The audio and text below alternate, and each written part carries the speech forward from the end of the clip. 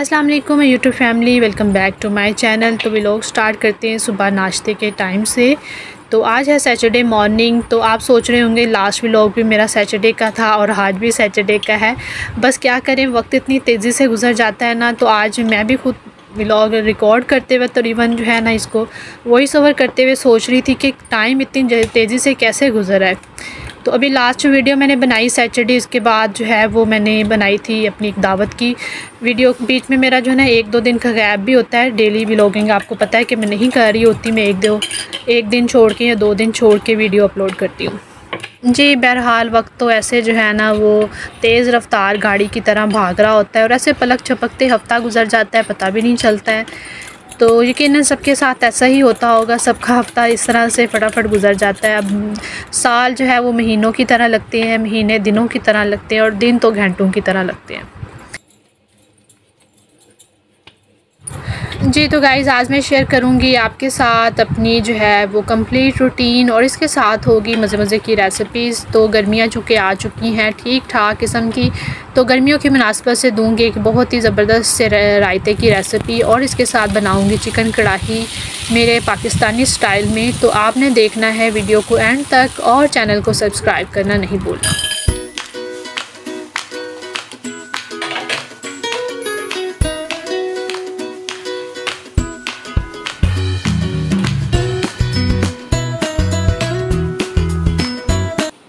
जी तो मेरी daily routine में मेरा काम है कि मैं सबसे पहले किचन का जब नाश्ता वगैरह कर लेती हूँ, वाइंड अप कर लेती हूँ चीज़ें, तो उसके बाद मैं अपने सबसे पहले रूम को सेट करती हूँ। तो आज 2-3 दिन हो गए थे बेडशीट मैंने चेंज नहीं की थी और कल जो है ना अच्छा खासा जो है वो तूफ़ान आया हुआ था और हमने दिन के वक्त ना अपनी विंडो खोली होती है ताकि ताज़ा हवा आए, लेकिन तूफ़ान एकदम से आया और उसके साथ ना काफ़ी ज़्यादा मिट्टी जो है ना उसने उड़ाई। तो खैर मैंने चादर पे मैंने चेंज कर दी, मैंने कहा ज़रा साफ़ सुथरा सा कर लें। सारे हादी के बेड के चेंज किए, अपनी की पिलो कवर्स चेंज किए। अच्छा बेडशीट जो है ना वो मैं चेंज 2 से 3 दिन के बाद या 3 से 4 दिन के बाद यूजुअली करती हूँ। लेकिन मैं अपने कमरे की जो सेटिंग है या चीज़ें ऑर्गेनाइज़ करना है, कमरे को सेट करना है ना, ये मेरा डेली रूटीन है। जैसे ही मैं नाश्ते से फ़ारग होती हूँ किचन को साफ़ सुथरा करके उसके बाद मैं अपने कमरे में आ जाती हूँ। अच्छा जब कमरा और किचन आपका साफ़ होना तो आप ऑटोमेटिकली फ़्रेश फ़ील करना शुरू हो जाते हैं, नहीं तो अजीब सी सुस्ती पड़ी होती है, लेज़ीनेस सा आप महसूस कर रहे होते हैं।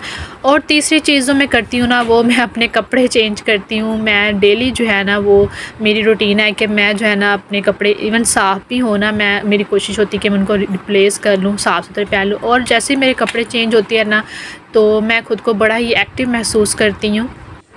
अच्छा ये आप भी प्रैक्टिस करके देख सकते हैं कि जब आप जो है ना सुस्ती आपको महसूस हो रही हो और आपको कुछ काम करने को दिल ना कर रहा हो तो कुछ भी ना करें, सिर्फ अपनी जो है ना ड्रेस को चेंज कर ले और वो ड्रेस पहने जो आपको जो है ना वो अट्रैक्ट कर रही हो, अच्छी लग रही हो। तो यकीन करें आपके मूड के अंदर ना बहुत ही जल्दी जो है ना मेजर चेंज आएगा। तो ये जो है ना साइंटिफिकली भी ये चीज़ें ना वर्क करती हैं, ये सिर्फ मेरे साथ नहीं है। अगर आप भी इनको अडॉप्ट करते हैं ना तो इंशाल्लाह आपकी पर्सनैलिटी में भी, आपकी तबीयत में जो है ना वो खुशगवार चेंजेस जो है ना वो आना शुरू हो जाएंगे। अच्छा यहाँ पे ना घिया मेरे पास ऑलरेडी फ्रिज में पड़ा हुआ था, तो अब उसको मैं निकाल के ना सबसे पहले पील ऑफ कर लूँगी और फिर इसको जो है ना कद्दूकश कर लेंगे और कद्दूकश करके इसको हम करेंगे बॉयल। तो ये ना इसकी तासीर जो है ना गर्मियों में बहुत ठंडी होती है, बहुत ज़्यादा अच्छा है हेल्थ के लिए। तो वैसे तो घिये को हम गोश्त के साथ पका सकते हैं, खाली पका सकते हैं, चिकन के साथ पकाएं, जैसे भी पकाएं तो सालन इसका बड़ा ही मज़ेदार बनता है। इवन दाल के साथ हमें बहुत ज़्यादा पसंद है, दाल के साथ मैं इसको अक्सर पकाती हूँ। तो इस तरह से जो ना मैं जो बॉयल करके जो है ना इसको दही के अंदर डाल के ना इसका मज़ेदार सा हम आगे जाके रायता तैयार करेंगे।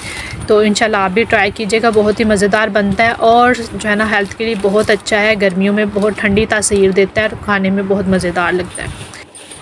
अच्छा यहाँ पे मेरी जो वीकली सब्ज़ियाँ हैं और जो फ्रूट्स वगैरह हैं वो भी ख़त्म हो चुके थे। तो फिर मैंने जो है ना जो हमारी नियर बाय मार्केट है ना तो हम अक्सर वहाँ पे फ़ोन करके तो दुकानदार भाई को कह देते हैं, फिर वो घर पे सामान भेज देती है। तो जब खुद जाना ना हो, क्योंकि हस्बैंड जो है वो जल्दी काबू नहीं आते हैं, तो संडे वाले दिन उनको होता है कि बस भाई मुझे रेस्ट करने दो, कहीं मत लेकर जाओ। तो कभी कभी तो वो मेरे जो है ना वो क्या कहते हैं काबू आ जाते हैं, मतलब कहना मान लेते हैं, और कभी जो है वो फिर मुझे जो है ना इस तरह से मंगवानी पड़ती हैं चीज़ें। सारी सी बात है, पूरा हफ़्ता उन्होंने भी काम करना होता है, ऑफिस की जो है वो एक टफ रूटीन होती है। तो फिर वीकेंड भी होता है कि चलें थोड़ा सा रेस्ट कर लें। तो फिर मैं भी ज़्यादा फ़ोर्स नहीं करती। तो इसी तरह से एक दूसरे को अंडरस्टैंड करना बहुत ज़रूरी है।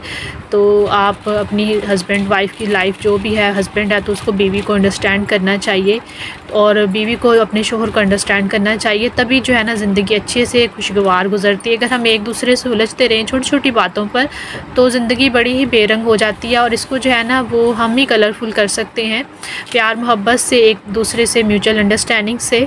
तो अगर आपका भी मियाँ कुछ आपको नहीं ला कर दे रहा या कुछ रेजिस्ट कर रहा है तो समझ आएँ कि उसका मूड नहीं है, तो फिर चीज़ें खुद से भी कुछ मैनेज करने की कोशिश किया करें। हर वक्त जो है वो हस्बैंड पर डिपेंड करना भी मुनासिब नहीं है, तो ख़ुद को थोड़ा सा जो है वो इंडिपेंडेंट करें। छोटे मोटे काम जो है वो हर काम के लिए उसको जो है फ़ोर्स ना करे, तो इसी तरह से ज़िंदगी का जो है वो मज़ा आता है और बर्डन जो है वो डिवाइड होता है। और हस्बैंड और वाइफ तो वैसे भी कहते हैं कि गाड़ी के दो पहियों की तरह है जिनको साथ में चलना होता है, तो एक दूसरे के जो है वो शाना बिशाना चलने की कोशिश करें। तो एक ऐसा नहीं है कि एक के पीछे जो है लटकते हुए आप चलें। तो अगर आप अच्छी ज़िंदगी गुजारना चाहते हैं ना तो वो इसी तरह से है कि आप एक दूसरे के साथ हैं, एक दूसरे की मदद करते हुए चलें। जी, तो यहाँ पे ना मेरी सब्ज़ियाँ जो थी वो मैंने रीफ़िल करनी थी, तो जो बास्केट है ना अब उसको मैं साथ साथ वॉश कर रही हूँ। और ये बहुत ज़रूरी है, जब भी आप नई सब्ज़ियाँ और फल लेकर आएँ ना तो पहले अपनी जो पुरानी बास्केट है ऑलरेडी फ़िल हुई है ना उनको खाली करके अच्छे से धो लें, क्योंकि काफ़ी फलों में जो है वो फंगस वगैरह लग जाता है, सब्ज़ियाँ गल सड़ जाती हैं।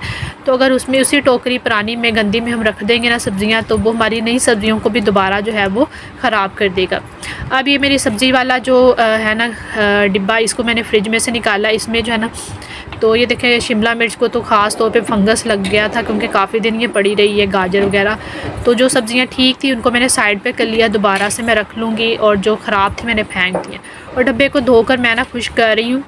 अब इसके अंदर जो ताज़ा सब्ज़ियाँ हैं वो भी मैं रख दूँगी और ये आराम से हफ़्ता जो है ना हमारी निकल जाएंगी और जल्दी ख़राब नहीं होंगी। गोभी मंगवाई थी वो भी काट के ज़िप लॉक बैग में रखती थी। और ये जो फ्रूट वाला मेरा डिब्बा था ना ये बिल्कुल साफ़ था, तो इसको मुझे वॉश नहीं करना पड़ा। तो इसके अंदर मैं एज़ इट इज़ जो फ्रूट्स हैं वो डाल के रख दूँगी। केले में बाई रखूँगी फ्रिज में, इनका कलर ना बड़ा अजीब सा चेंज हो जाता है।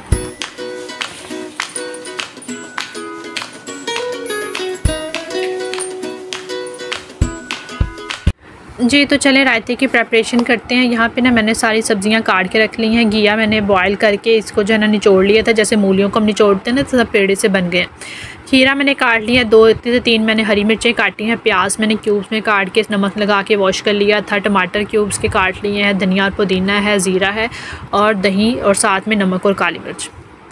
तो सबसे पहले हम दही को ऐड करते हैं। इसको मैंने फेंट लिया था और इसके अंदर घी का एक पेड़ा मैंने डाल दिया है दही के मुनासिबत से, क्योंकि दही मेरे पास कम थी। साथ में मैंने जितनी भी सब्ज़ियां काट के रखी थी वो ऐड कर दिया। लास्ट में नमक और काली मिर्च का इस्तेमाल करेंगे, वो डाल के हम इसको मिक्स कर लेंगे और फिर इसको मैं फ्रिज में रख दूँगी ठंडा होने के लिए। और ये इतना मज़ेदार रायता तैयार हुआ था ना, मेरे हस्बैंड को इतना पसंद आया कि उन्होंने बिल्कुल चट कर दिया इसको, और मुझे भी बहुत ज़्यादा ये पसंद है। एक तो तसीर भी ठंडी है और खाने में भी बहुत मज़ेदार है। चिकन कढ़ाई के साथ तो बहुत ज़्यादा इसका मज़ा आया था। चलें जी अपनी दूसरी रेसिपी की तरफ आते हैं। तो आज मैं बना रही हूँ चिकन कढ़ाई, शान का मसाला इस्तेमाल करेंगे। तो सबसे पहले चिकन को हम फ्राई कर लेंगे घी के अंदर अच्छी तरह से, और फ्राई करके मैं निकाल लूँगी। और इसके बाद जो है ना दोबारा से फिर मैंने प्याज डाल के पहले फ्राई कर ली थी। उसी प्याज में मैंने चिकन ऐड कर दिया था, साथ अदरक लहसुन का पेस्ट डाल दिया और शान का मसाला। अब इसका पानी का छट्टा भी लगा देंगे और इसको अच्छी तरह से मसालों के साथ हम भून लेंगे। ये देखिए इसने तेल अपना छोड़ना शुरू कर दिया है, मसाला अच्छे से भुन चुका है। अब इसके अंदर हम टमाटर की प्यूरी ऐड कर देंगे। 4 अदद टमाटर मैंने लिए थे, उसके अंदर थोड़ा सा पानी डाल के इसकी प्यूरी सी तैयार कर ली थी। और इसी टमाटर पेस्ट के अंदर चिकन हमारा गलेगा और दम इसको लगा देंगे। तो जैसे ये दोबारा से घी अपना छोड़ देगा ना भुनकर, तो इसके अंदर फिर हम दही डाल के फ़ाइनल इसकी बुनाई कर लेंगे। और ये कढ़ाई भी बहुत मज़ेदार बनी थी और रायते और कढ़ाई का बड़ा ज़बरदस्त कम्बिनेशन बन गया था। साथ में हमने नान मंगवा लिए थे और बहुत मज़े से खाए थे हमने। तो ये लास्ट पे मैं दही इसका ऐड कर रही हूँ।